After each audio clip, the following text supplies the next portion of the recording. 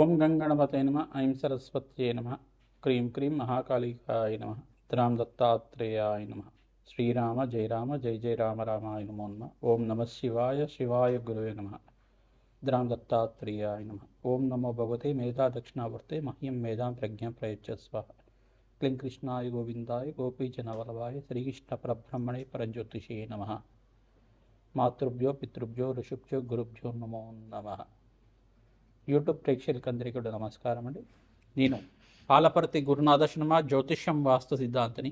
మీకంతా కూడా ప్రధానంగా ఇప్పుడు చెప్పబోయే టాపిక్ ఏంటిదంటే పూర్వజన్మం మరి కర్మ సిద్ధాంతం అంతా కూడా. పూర్వజన్మం అంటే ఏంటిది, పూర్వజన్మం నుంచి వచ్చిన కర్మ సిద్ధాంతం అంతా కూడా ఏ రకంగా జ్యోతిష్యంలో అంతా కూడా వివిధ మేషాది ద్వాదశ రాశుల వాళ్ళకి కర్మం అంటే ఏంటి, కర్మ సిద్ధాంతం అంటే ఏంటి, పూర్వజన్మలో చేసుకున్న కర్మ సిద్ధాంతం అంటే ఏంటి సంపూర్ణంగా విశ్లేషణ చేయడం జరుగుతుంది. మీకు లగ్నం తెలిసి ఉంటే లగ్నాన్ని చూసుకోండి. జన్మ లగ్న వశాత్తు ఈ యొక్క గ్రహస్థితి ఉంటాయి కనుక ఈ యొక్క కర్మల ప్రభావం వల్ల దైవ ఆగామి సూచిత సంచిత ప్రారంభ కర్మలు అని చెప్పేసి అంటారు అన్నమాట. అంటే పూర్వజన్మలో చేసుకున్న కర్మశేషం కానీ ఈ జన్మలో అనుభవించాల్సిన కర్మం కానీ మనం చేసుకున్న కర్మలైనా కానీ అంటే పూర్వజన్మలో చేసుకున్న కర్మలైనా కానీ ప్రధానంగా ఎటువంటి కర్మలకంతా కూడా కర్మ సిద్ధాంతం ప్రకారంగా ప్రతి ఒక్క మానవుడంతా కూడా ఆ కర్మనంతా కూడా సంపూర్ణంగా అనుభవించి తీరాల్సిందే. ఆ కర్మ సిద్ధాంతం ప్రకారంగా ఏదో రకంగా స్వల్పంగా అయినా కానీ ఆ కర్మనంతా కూడా అనుభవించే విధంగా కొన్ని గ్రహాల ప్రభావం అంతా కూడా ఉంటుంది. జాతక చక్రం ప్రకారంగా లగ్న చక్రము, నవాంశము, షష్టాంశము, దశాంశము, త్రింశాంశం అని చెప్పేసి కొన్ని అంశాల్లో అంతా కూడా అంశపాదాల్లో గ్రహస్థితి అంతా కూడా ఈ రకంగా ఉంది. విశ్లేషణ చేసుకొని అంతా కూడా అందరికీ పరిష్కారం చేసుకోవడం జరుగుతుంది. జన్మ జాతకమే ప్రధానమైన జాతకంగా ఉంటుంది. లగ్నం తెలిసి ఉంటే కనుక లగ్నాన్ని చూసుకోండి, లేదు రాశి తెలిసి ఉంటే కనుక రాశిని చూసుకోండి. కర్మ సిద్ధాంతం అంతా కూడా పూర్వకర్మ సిద్ధాంతం ప్రధానంగా చూసుకుంటే నవమస్థానాన్ని కేంద్రంగా చెప్తుంది. మరి ఆ నవమస్థానాన్ని అనుభవించే విధంగా చేసేది దశమస్థానం అంటుంది. ప్రధానంగా ఈ యొక్క మళ్ళీ లగ్నము శరీర కారకత్వాల గురించి చెప్తుంది. శరీరంలో మీరు ఎటువంటి ఆరోగ్యంగా ఉంటారు, ఎటువంటి అనారోగ్యాలతో ఇబ్బంది పడుతూ ఉంటారని చెప్పడం జరుగుతుంది. ద్వితీయ స్థానం కుటుంబ స్థానం గురించి చెప్తుంది, ధనయోగాల గురించి చెప్తుంది. ఈ స్థానాలు ప్రధానంగా చూసుకుంటే పుత్రస్థానం పంచమ స్థానం అవుతుంది. ఆకస్మిక వ్యయము ఆకస్మిక లాభాలంతా కూడా ప్రధానంగా చూసుకుంటే అష్టమ స్థానము ఆయు స్థానం చెప్తుంది. ఈ స్థానాలు ప్రధానంగా చూసుకుంటే వైవాహిక జీవితం కోసం సప్తమ స్థానం చెప్తుంది. ఈ కర్మ సిద్ధాంతాన్ని అనుసరించి గ్రహాల యొక్క కూటమి కలయిక వల్ల కొన్ని ప్రభావాలని చెప్తూ ఉంటుంది. ప్రధానంగా కర్మఫలదాత అంతా కూడా శనీశ్వరుడు, కర్మని అనుభవించే విధంగా చేసేవాడు రాహువు.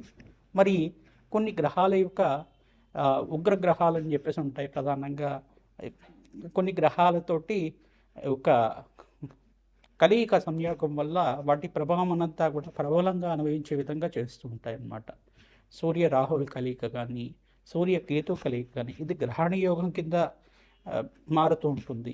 చంద్ర రాహుల్ కలయిక అనేది దుష్కర్మ కింద ఉంటుంది. గురు చండాల యోగం అనేది ఒక యోగం ఉంటుందన్నమాట.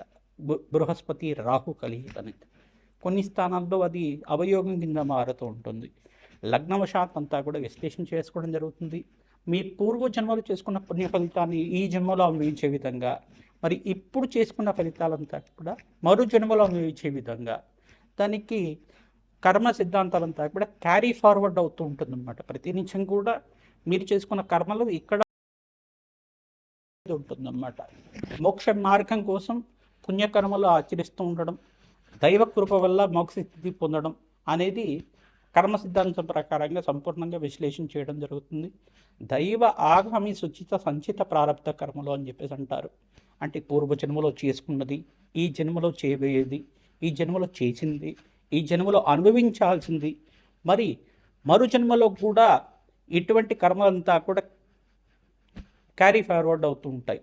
అంటే కర్మ సిద్ధాంతం ప్రకారంగా ప్రతి నిత్యం కూడా ఏమవుతుందంటే ఈ జన్మలో చేసుకున్న కర్మలంతా కూడా మిగిలిపోయి ఉంటాయి కనుక ఏదైనా రుణ బాధలు రుణశేషాలంతా కూడా ఉంటాయి కనుక మాతృ రుణం, పితృ పాత్ర రుణం, తర్వాత దైవ రుణం, ఋషి రుణం అని చెప్పేసి ఉంటూ ఉంటుంది. ఈ రుణాలంతా కూడా తీరాలి. రుణాల బంధు రూపేణ జన్మ సంసార బంధురాత అంటారు శ్రీకృష్ణ పరమాత్మ అంతా కూడా. ఈ రుణమంతా తీరిన తర్వాత తద్వారా భగవంతుడి యొక్క దయ వల్ల ప్రతి ఒక్క మానవుడికి, ప్రతి ఒక్క ఆత్మకంతా కూడా శరీరం అనేది ఉండదు. ఆత్మకంటే ఎటువంటి రాగద్వేషాలు ఉండవు. ఓన్లీ మనకు ఉండాల్సింది ఏంటిదంటే, ఆత్మకు ఉండాల్సింది ఏంటిదంటే, ఒకటి ఆత్మలో 2 రకాలు ఉంటాయి అన్నమాట. అంటే భోగ శరీరంతో ఉండేది కానీ, తర్వాత యాతనా శరీరంతో ఉండేది కానీ. ఈ ఆత్మ సిద్ధాంతం ప్రకారంగా చూసుకుంటే ఆత్మ శరీరాన్ని అంతే పొందుతూ ఉంటుంది, కానీ కొన్ని రాగద్వేషాలు అనేది ఉంటావు. కానీ అనుభవించే విధంగా అంటే భోగ శరీరంతో ఉండేది భోగభాగ్యాలతో అనుభవిస్తూ ఉంటుంది ఆత్మ. యాతనా శరీరంతో ఉండేది దుష్కర్మాలు చేసి ఉంటే కనుక నరక బాధలు అనుభవిస్తూ ఉండడం. ఇటువంటి ఇతిహాసం అంతా కూడా మనకి గరుడ పురాణంలో చెప్తూ ఉంటారు. కొన్ని శాస్త్ర ప్రామాణికంగా అంతా కూడా చెప్పడం జరుగుతుంది. కర్మ సిద్ధాంతం అంతా కూడా ఈ రకంగా ఉంటుంది. మేషాది ద్వాదశ రాశుల వాళ్ళకి ఎటువంటి గ్రహాల యొక్క స్థితిగతి సంయోగం వల్ల జన్మజాతకం ప్రకారంగా దానికి ఎటువంటి పరిష్కారం చేసుకోవాలి, పూర్వజన్మలో చేసుకున్న దుష్కర్మల నుంచి బయటపడాలన్నా, పుణ్యకర్మల నుంచి మీరంతా కూడా మోక్ష జ్ఞానాన్ని పొందాలన్నా ఎటువంటి పరిష్కారం అంతా కూడా ఆచరించాలి. అష్టైశ్వర ప్రాప్తి కోసం కానీ, సత్సంతాన యోగం కోసం కానీ, ఆలస్య సంతానం అవుతున్నా, అనుకున్న పనులంతా కూడా నెరవేరకపోయినా, ఆలస్యం అవుతున్నా, ఆటంకాలు ఉంటున్నా కానీ, ఎటువంటి పనులు అనుకుంటున్నా కానీ దాని ఆటంకాలు జరుగుతున్నా కానీ దీనికంతా కూడా పరిష్కారం చెప్పడం జరుగుతుంది. ఈ యొక్క కర్మ సిద్ధాంతం ఎపిసోడ్లో అంతా కూడా ప్రధానంగా ఈ యొక్క పూర్వజన్మ కర్మ సిద్ధాంతము మరియు ఈ యొక్క కర్మయోగం అనేది ఎటువంటి ప్రభావాలంతా కూడా చూస్తున్నాయి. గ్రహ యొక్క దోషాలంతా కూడా ఎటువంటి గ్రహాలకంతా కూడా పరిహారం చేసుకోవడం వల్ల రాజయోగం సిద్ధిస్తుంది.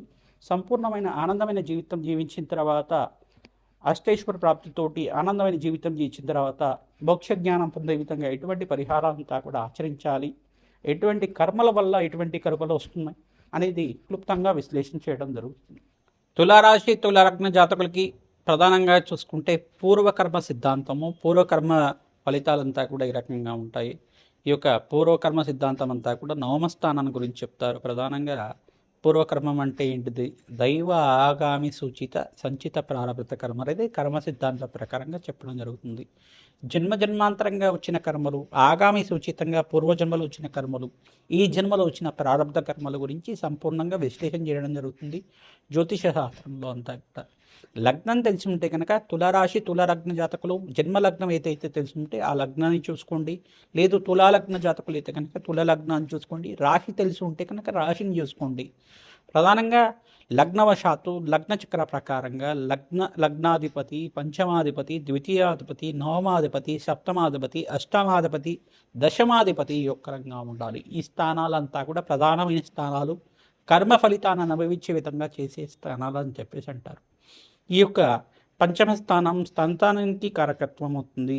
దైవ ఆగామి సూచిత సంచిత ప్రారంభ కర్మలు కర్మశేషం ప్రకారంగా చూసుకుంటే కుజకేతువుల కలిక పంచమ స్థానంలో ఉంటే కనుక ఆలస్య సంతానం అవుతూ ఉండడం, సంతానం అంతా కూడా అభివృద్ధి లేకుండా ఉండడం, ప్రధానంగా మీకంతా కూడా ఇటువంటి ప్రభావం అంతా కూడా చెప్పడం జరుగుతుంది.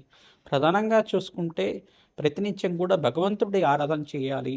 దత్తాత్రేయాయ స్మరణ మాత్రేణ సంతుష్టాయ నమ నామాన్ని జపాన్ని ఆచరించుకుంటడం. శ్రీమాత్రే నమ, శ్రీమాత్రే నమ, శ్రీమాత్రే నమ, శ్రీమాత్రే నమ, శ్రీమాత్రే నమ నామాన్ని జపాన్ని ఆచరిస్తూ ఉండడం వల్ల, అమ్మవారి అనుగ్రహం వల్ల జన్మాంతరమైన మహాపాతకాలంతా కూడా నివారణ అవ్వడానికి దేవీ భాగవతాన్ని ప్రతినిత్యం కూడా పారాయణం చేస్తూ ఉండడం వల్ల రాజయోగం తీస్తుంది. అమ్మవారి యొక్క కవచాన్ని పారాయణం చేస్తూ ఉంటారు ప్రతినిత్యం కూడా. వేద బ్రాహ్మణత్వంతో మూలమంత్రరహితంగా చండీ హోమాది కార్యక్రమాలు ఆచరించుకోవడం, తద్వారా రాజయోగం సిద్ధిస్తుంది. గోమాతకు సేవ చేసుకోవడం, గోదానాన్ని దానం చేయడం వల్ల మీకు రాజయోగం సిద్ధిస్తుంది. గోమాతకు ప్రీతికరంగా పచ్చిక తెలగపెండి గ్రాసాన్ని తరచుగా మీరు నివేదన చేస్తూ ఉండడం వల్ల జన్మాంతరమైన సకల గ్రహదోష నివారణ కలుగుతుంది, కర్మదోష నివారణ అవుతుంది, పూర్వజన్మ కర్మదోషం అంతా నివారణ అవుతుంది. భగవంతుడు సేవ చేయండి, పితృదేవత ఆరాధన చేస్తూ ఉండండి. ప్రధానంగా మీకంతా కూడా చూసుకుంటే ఎవరైతే కనుక కులదేవత ఆరాధన ప్రతినిత్యం కూడా చేస్తున్నారో రాజయోగం సిద్ధిస్తుంది. ప్రధానంగా దశమాధిపతి యొక్క రంగం ఉంటే రాజయోగం సకాలంలో కలుగుతుంటుంది. ఈ యొక్క కర్మ సిద్ధాంతం ప్రకారంగా ఆత్మకి ఎటువంటి కర్మలు ఉండవు. ప్రధానంగా ఆత్మ సిద్ధాంతం ప్రకారంగా చూసుకుంటే భోగ శరీరము, యాతన శరీరం అనేది శరీరం మొదలుపెట్టిన తర్వాత ఉంటుందన్నమాట.